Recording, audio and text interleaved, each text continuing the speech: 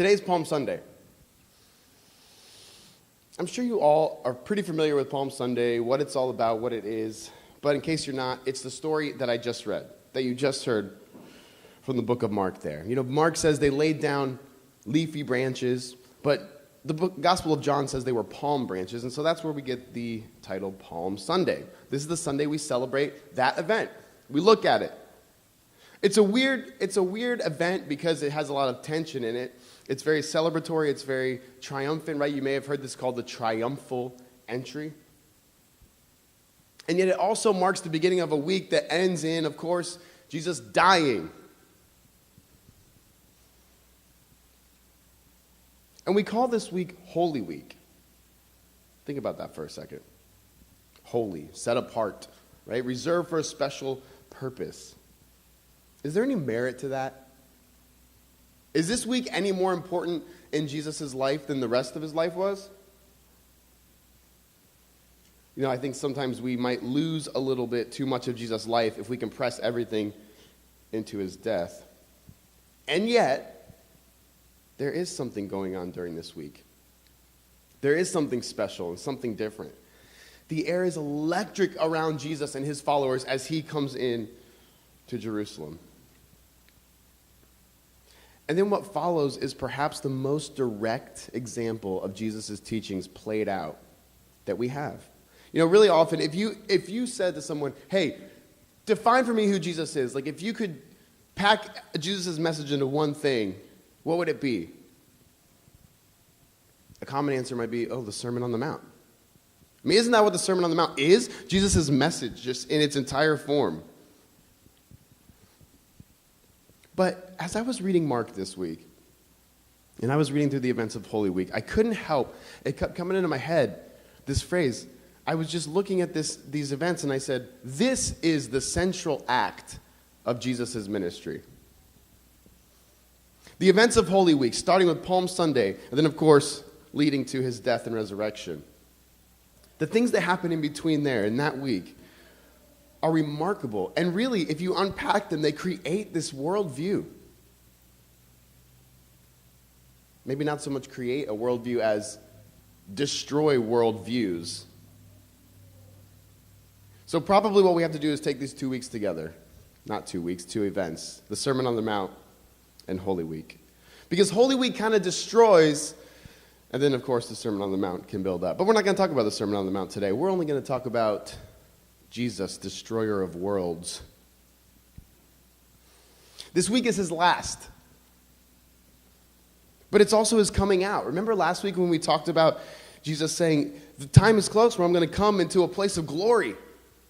This is what's happening. Jesus is coming into his place of glory and honor. He's coming out as the Messiah, the chosen one, the anointed one, a prophet, and positioning himself as even more than a prophet. And that is when the results are catastrophic. Or perhaps cataclysmic. So what we're going to do today is a little ambitious. I don't know if it's going to work. I hope I don't lose anybody here. But I think it might work. We'll see how it goes. I'm going to not just look at the events of Palm Sunday, but the events of the entire Holy Week. That's right. Our text for today is about half the book of Mark. Not Friday. We're not going to talk about the death today because that's the space Good Friday will provide for us. But all the events of that last week leading up to the betrayal. Because I want us to see this as a unified event, right? I don't want, it's so tempting to read, especially the Gospels, and just feel like it's very chopped up because we have the headings and the chapters and all that. It's one flowing thing. Maybe next week we can do each day of Holy Week, we'll have a service. I know you guys would be into that, right? Who would go to that? Just me? Oh, we have one. Okay, cool. But for today, we're going to pack it into one day. So let's dive in. What is Jesus doing during this last week of his life? I'm sure you've heard the story of riding in the donkey. I'm sure that you have seen the pictures and the flannel graphs. And we call it the triumphal entry, which I mentioned is a good name. And it's a good name because Jesus is marching to war. He's actually coming in as a battling king. He's going to go to battle during this last week. That's how it's framed on the first day, and that's how it plays out the rest of the week. And it is, of course, ended by his final victory of death. Because that's how triumph occurs for Jesus. Each day he flips the world on its head. So what Jesus is doing here in his visit to Jerusalem for the first time is very crucial. And I don't mean to be melodramatic, but he really is working to destroy the world. He's marching to Jerusalem, and his work is the destruction of the world. Does that sound like Jesus to you? Meek and, meek and mild, humble, Jesus the nonviolent, Jesus the embodiment of divine love.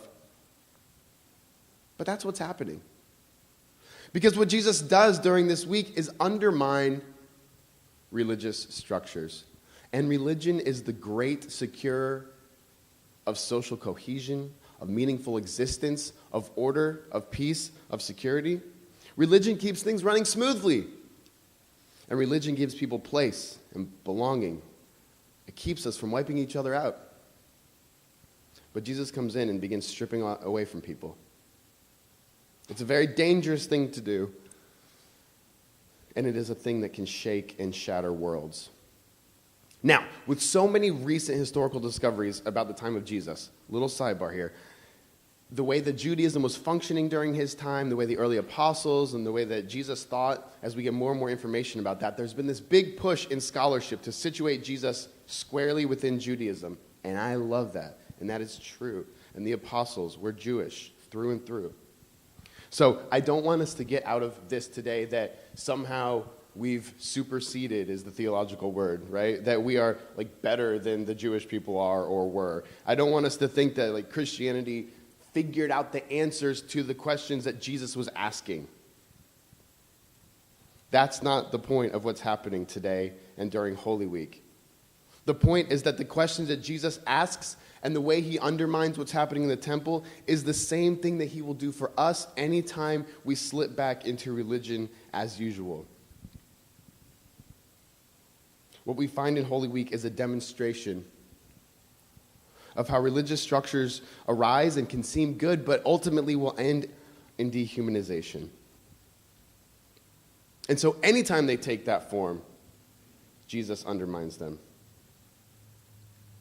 Palm Sunday, he marches in on a donkey.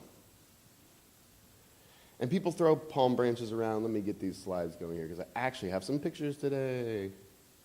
You're going to like it. Jesus marches in on a donkey. People throw down branches. John tells us that they're palm branches. This is really important. The other Gospels don't mention palms, so why does John mention it? First, remember, everything in this passage screams intentionality. That's the first point we have to remember here. Jesus tells his disciples to go get a donkey, and if you remember, according to the story we just heard, this was already prearranged. He said, there's a donkey tied up, and if someone asks you, say that we're going to use it, the master needs it, and we'll bring it right back. Right? He's not keeping the donkey. He knows what's going down. He's got this whole thing planned out already. It's very intentional. It's prearranged. Second, the purpose of the event with the donkey isn't to travel. Okay? Have you ever thought like Jesus is like, hey, I need a quicker way to get to Jerusalem for the festival. Let me borrow this person's donkey. Like, this is that kind of how I was taught. Like, let me borrow this person's donkey. And the person's like, oh, it's Jesus, so of course he can use my donkey. And then it just so happens that people flooded around and recognized him as Messiah and started, like, throwing accolades. No, he's not getting to Jerusalem and all this happened. The point is this journey on the donkey. We know this because, well, for a few reasons, but mainly textually, if you remember from the story, he gets into the temple and he goes right back home to Bethany. He doesn't stay around. He doesn't even do anything once he gets there. He looks around, judges the situation, and goes right back home. The point was the procession. So what do we notice from the procession? What can we figure out from it that we're supposed to realize is happening? First, remember that this is a procession happening on a major holiday. It says it's the beginning of Passover. During the beginning of Passover, there would have been a second procession on the other side of town as Rome, and in this case it would have been Pilate, came into town with forces to make sure that the peace was being kept among the people. Because during religious festivals, of course, you'd have a swelling number of people, and people are getting all jazzed up about Yahweh and his relationship to Israel, and it's a perfect time for an uprising. And so they would bring extra forces, extra troops. So what is happening here is Jesus is squarely opposing himself to the leaders of Rome, specifically their connection to the temple. Jesus is showing people that what his trip is all about and what the rest of the week is going to be is dealing with a religion that has become dehumanizing because of its connection to a dehumanizing empire. Let me tell you an interesting fact about palm trees. We know historically there weren't any palms that grew around Jerusalem at this time. Palm branches weren't commonly used during Passover, but they were used during other holidays, Feast of Tabernacles, and they were imported from Jericho. So, this is another thing that points us, it's not a random event. They didn't go cut the branches. They brought them with them because there would have been nowhere to find them. And they were never connected with Passover in general. So why palm branches? What is the connection that we can find here? Palms had come to be associated with national renewal. They were a symbol of military victory. Just 164 years earlier, before this event, Judas Maccabeus renewed the temple and rededicated it, and the people created a procession as he marched to the temple with palm branches. This is reenacting that scene. Jesus is saying, I am marching to cleanse the temple. So to cleanse it of what? This is the common scholarshiply approved picture of what the temple may have looked like. And if you see that red circle, that is called the Fortress of Antonia. And what the Fortress of Antonia was a military base built by Rome, and it was, as you see, connected to the temple. This is what Jesus is coming to cleanse the temple of. The parasite that lived on the side of it, sucking the blood from it, and creating a lack of health. So as Jesus comes in to one side of the gate, Pilate comes into the other side. Not on a donkey, of course, but on a war horse. Not with palm branches, but with the golden eagle, with people around him, chariots, pomp and power, all a sign of power and domination of others. So Jesus is going to take care of this. That's what the palms show, right? He's the conquering victor come to cleanse the temple. But the donkey is the second piece, because the donkey shows us how his cleansing will occur. He's not going to wage war. Check this out. This is a picture, like a close-up shot of a typical Roman fortress. So the Fortress of Antonia could have been staged this way.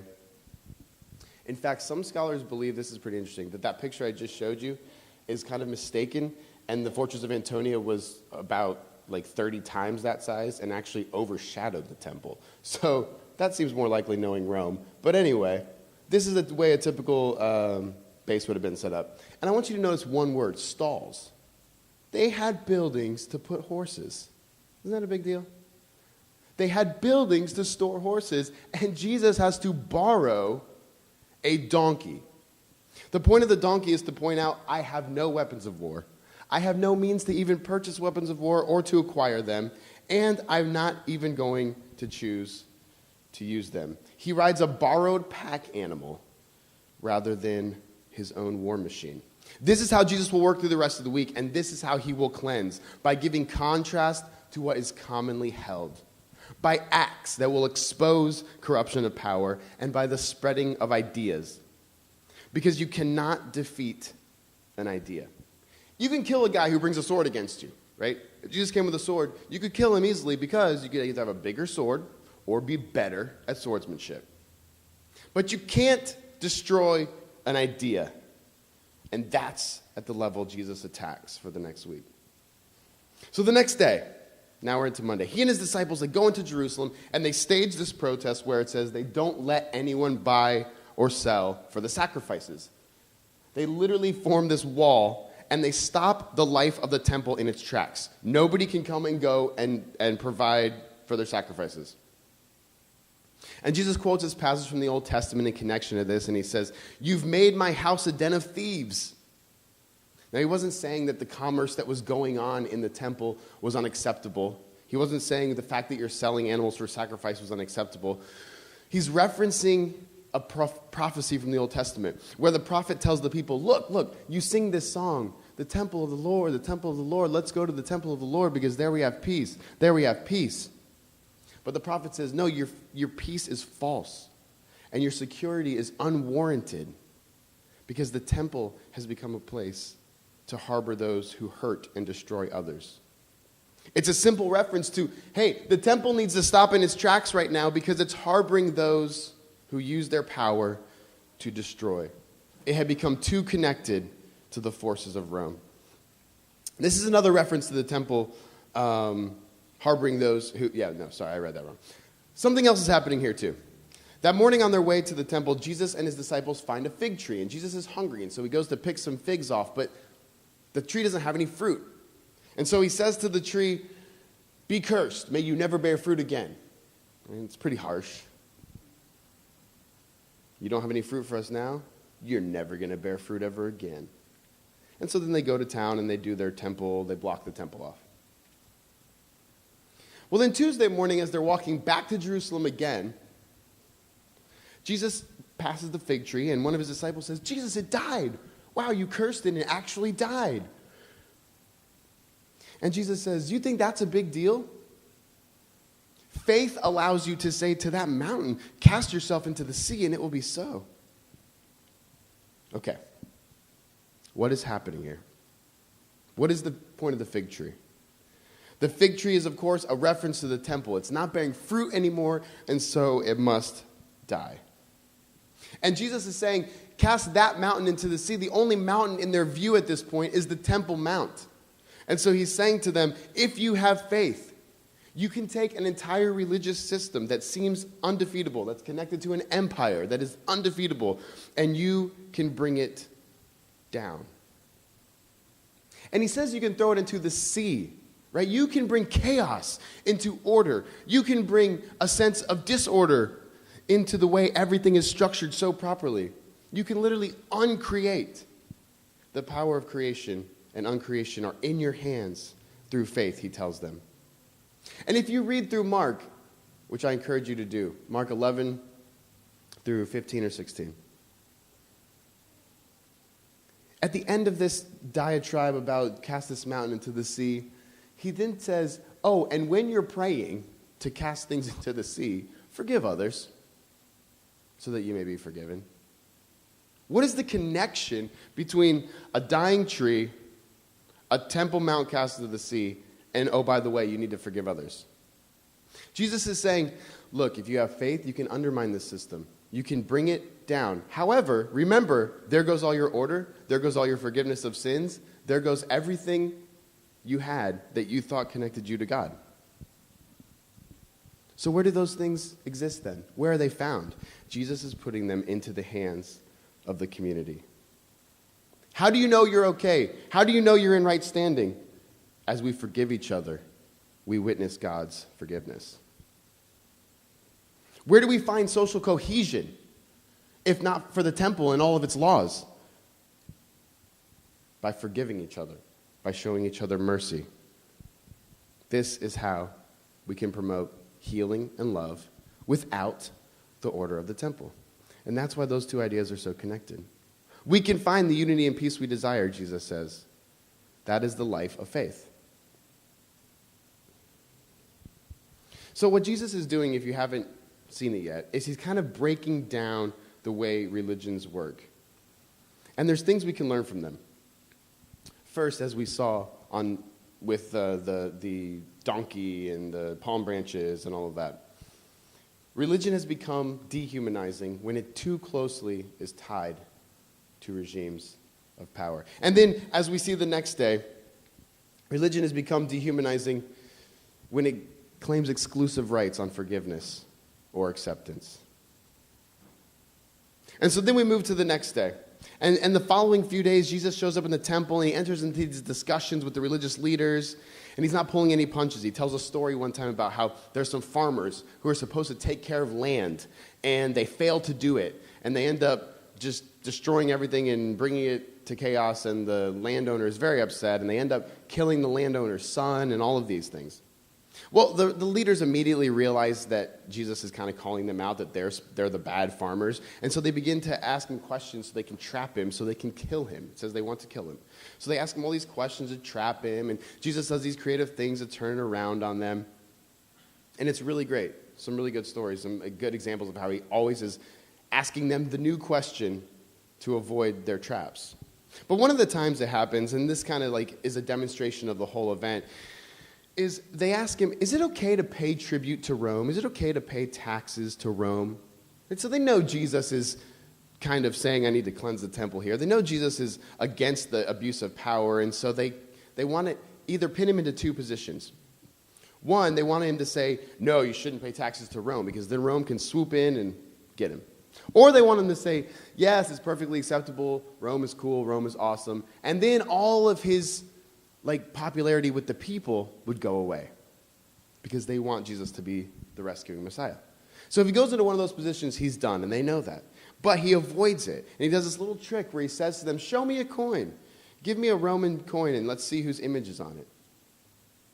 Now, there's so much to this story. It could really be its own sermon. But for our purpose, this question, whose image is on this, is what this is all about. Remember the command, do not have any graven images?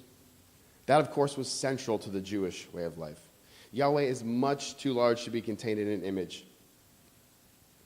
And this became codified in many ways, but one of the important ways was that in the temple you were not allowed to carry coinage with someone's image on it, right? So, because that would be a graven image. And usually that was all tied up with empire, and it was very disrespectful to bring into the temple. And so you were not allowed to have it, which is why they had the money changers that Jesus was blocking access to. You could bring your Roman coins and get temple coins so that you wouldn't be breaking the law of having an image. So what Jesus does here is he asks them for a coin, and they pull it out and they give it to him. It does a couple things. One, they're breaking their own laws. And two, the people see their wealth. Right? Because the average person has to go into the temple and exchange their money so that they can do what they need to do in the temple. But as we see later, the leaders of the temple had so much money, they didn't even have to change it. They had everything they had needed and more, and were guilty of hypocrisy. So the third mark of dehumanizing religion is hypocrisy. Breaking the law you're trying to get other people to follow. Well, then they go back and forth about some other issues, and they spend this week reading, and they go back and forth about how to interpret various laws and things like that.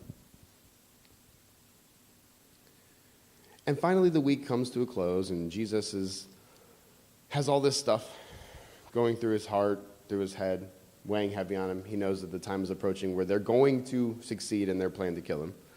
And on their last day of the temple, they're sitting there about to leave, and they see this woman come in. It says she was old. It says she was poor. Jesus had just finished telling his disciples that one of the main problems with the way the temple was structured and its leaders was that it robbed widows of their houses. And right after he says that, they watch this woman come, and she puts in all that she had. She gives to the temple system her last little bit of money. And Jesus says, these guys give out of the, deep pockets they have. They have so many Roman coins, it's easy for them to give a little bit to the temple. But this woman gave all that she had. And with this scene, Jesus shows us another mark of dehumanizing religion: institutional self-interest versus the common good. And as Jesus has this in his heart, and he has this image of this woman giving her last bit of money to the temple system, They walk outside, and one of the disciples steps up, and he sees the temple, and he sees the huge stones, just enormous stones. And at this point, they would have been covered in gold. Covered in the gold of the melted coins of hungry widows. And the disciple says, wow, this place is really beautiful, isn't it? And Jesus loses it. He begins to speak and prophesy, and he proclaims that not one stone will remain unturned when this place is destroyed. And then what else? He says the sun will go dark. The moon will turn to blood. It will be chaos of all sorts. Run, flee. The world will end. The world is going to end, Jesus prophesies. Because to lose the temple is to lose the world. I hope you can get the gravity of this for what Jesus is doing in his context. It's sometimes hard for us maybe to picture why this language would be appropriate in this context. Like, why is Jesus going so apocalyptic when he's talking about the destruction of a building or a city? But this is the center of the universe for the first century Jewish community. The actual center of the universe. Right? Remember that. The sky above, Sheol below. And the center of earth is where Yahweh dwells, in the temple. This is the location that holds together all of creation. Everything that we know is bound and held together in this temple. If this is destroyed, everything crashes down. The temple is where God meets with humans, the place where you can find peace, forgiveness, security, your place in the world, your identity, your meaning, your economy, everything. For all that to be destroyed is for the world to be upended and to lose its center. And Jesus stands right in the middle of all of that. And it's an odd place to be because he loves the beauty he sees. He loves the Judaism that he was raised with.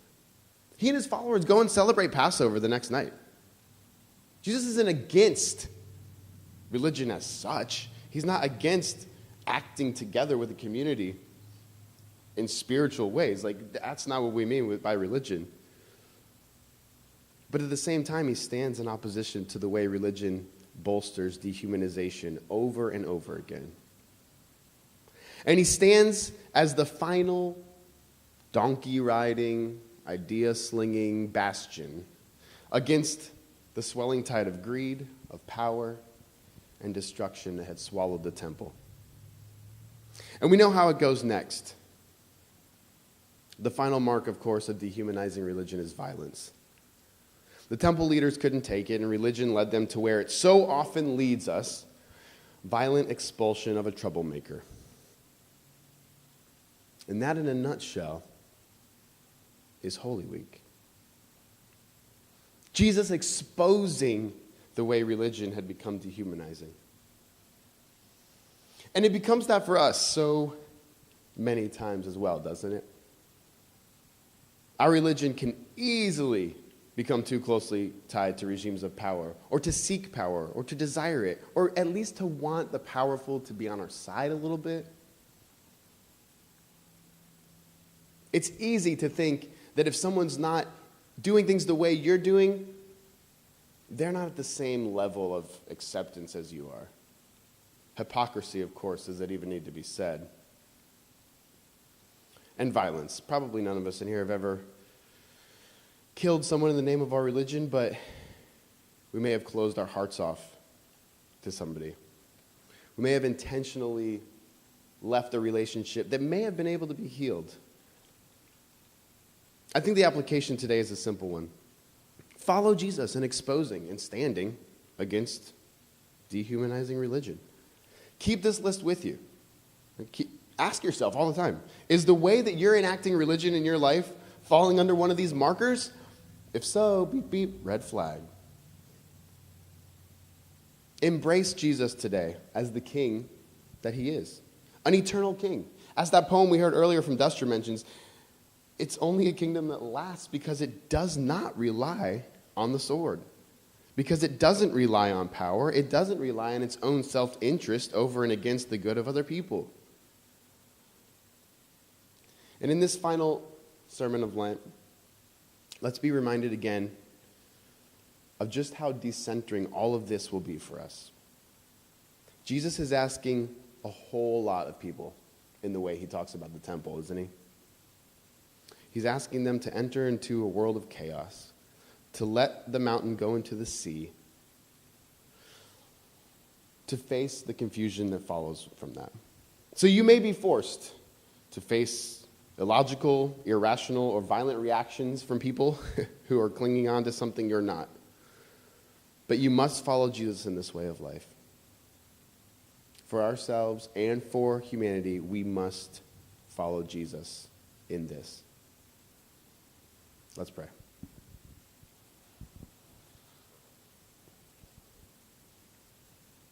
God, we confess today that we too often put too much of ourselves into the things we've built. We confess that we've participated in forms of religion that have not worked for the common good and not worked for humanization, but have turned people into objects to be feared, to be hated, to be mistrusted, to be expelled. We confess these things and we embrace the religion of Jesus, which is a odd kind of religion, one always undermining itself, always asking questions, always making sure it hasn't gone too far. Let us embrace this life so that the love, the free-flowing love that comes from you can flow to everybody unhindered by the walls we may put up. In Jesus' name we pray. Amen.